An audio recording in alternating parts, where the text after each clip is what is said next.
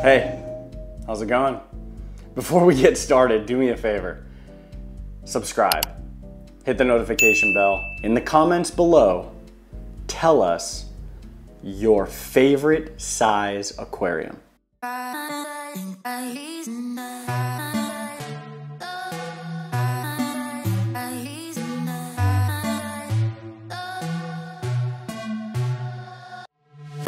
Welcome back, everyone. I'm Jay. This is Sicce. Episode number 2, we're going to be talking about how to select the right aquarium.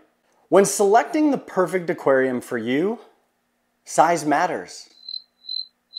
No, it really does. And there's 3 main factors that we all should consider when selecting our first aquarium or our 100th aquarium. And that's the fish we want to keep, the space we have, and the budget of time and money. Let's begin. Different fish require different things. For instance, maybe you wanted to keep a specific fish that requires a 12-foot span left to right and over 300 gallons of water volume. Well, if you live in a smaller house or an apartment, that might not work. But let's say you want to keep some fish that really don't require a ton of room. They stick kind of to the same area, and well, that's the type of space you have. That's perfect. So the idea is to think about the fish and inhabitants you'd like to keep and what their requirements are. Maybe some like rock structure, caves, or more sand, or more open swimming room. Maybe you want to keep a lot of coral, but the fish you also like to eat coral. These are all things that we need to take into account when selecting the right aquarium. Next, you need to consider your space. But maybe you wanted that 12-foot aquarium, you just don't have 12 foot of space.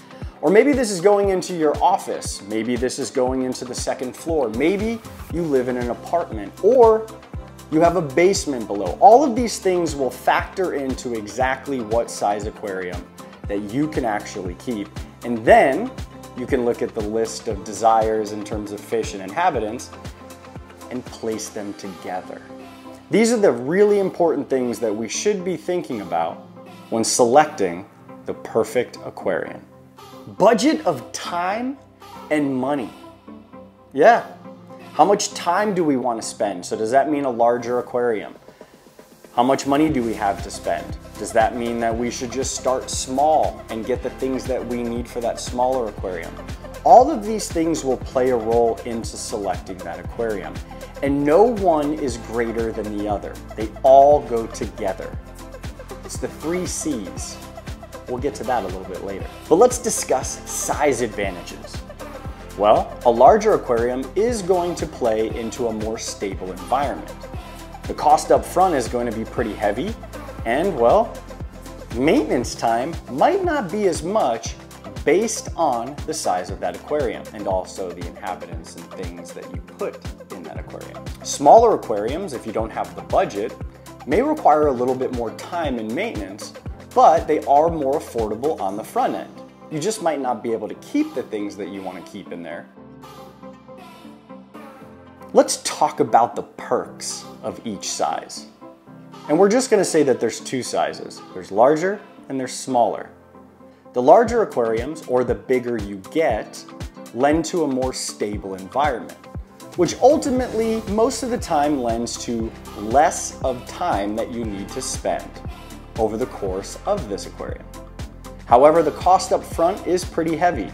Getting the equipment is more. Filling it with fish, water, rock, sand is more than having a smaller aquarium.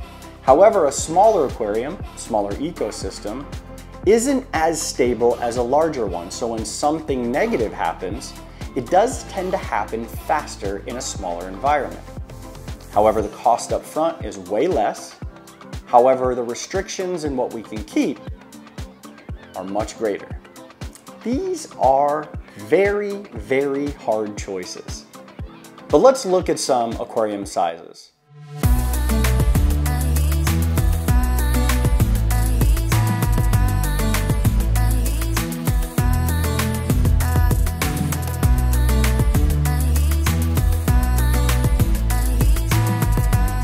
Notice how each aquarium size offers unique possibilities. So just because you have a small aquarium doesn't mean you can't create an amazing environment. That's not what anybody is saying. The possibilities, however, are kind of endless. So really, what did we learn in choosing the right aquarium? Well, it's the 3 C's. Maybe you know them, maybe you gathered them from this video so far. It's the balance of cost, care, and commitment. That's the 3 C's.